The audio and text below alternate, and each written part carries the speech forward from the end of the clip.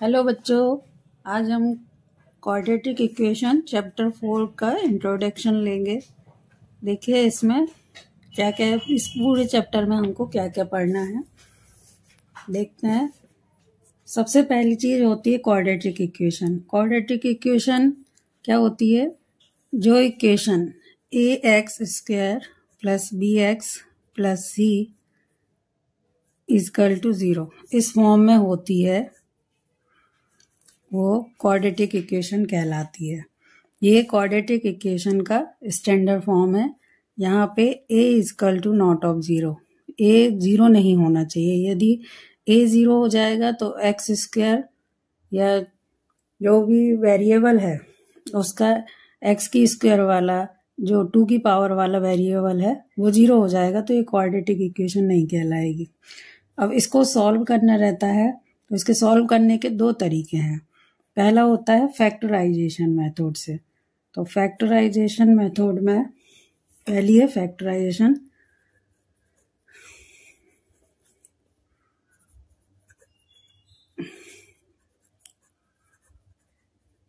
Factorisation method में हमको 2 linear equation बनानी होती है। पहले हम 2 लीनियर फैक्टर बनाएंगे।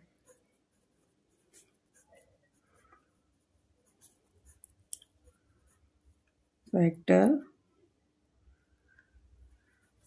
और इनको हम 0 के इक्वल रखते हैं, इससे हमको रूट्स मिलते हैं।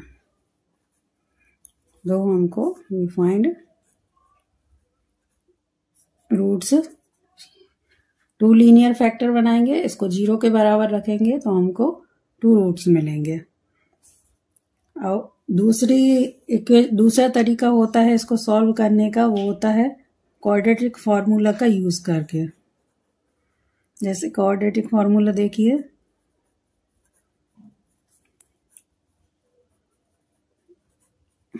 क्वाड्रेटिक फार्मूला जैसे यदि ax² + bx + c ये कोई क्वाड्रेटिक इक्वेशन है, तो इसका क्वाड्रेटिक फार्मूला ये होता है x = -b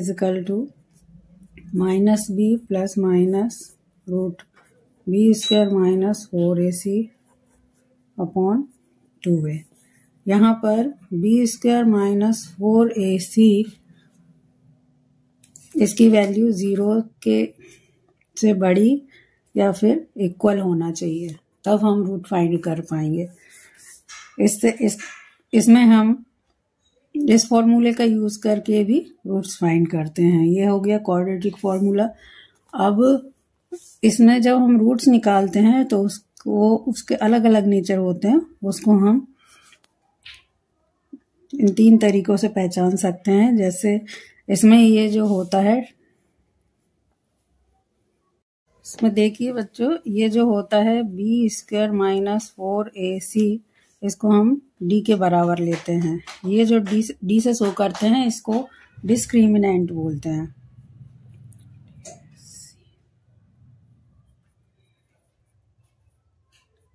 ये डिस्क्रिमिनेंट होता है।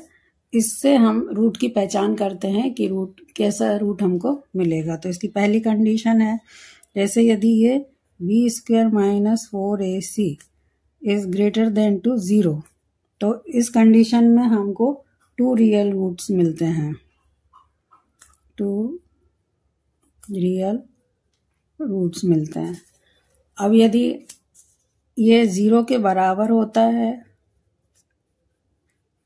तो इसमें 2 इक्वल रूट्स मिलेंगे।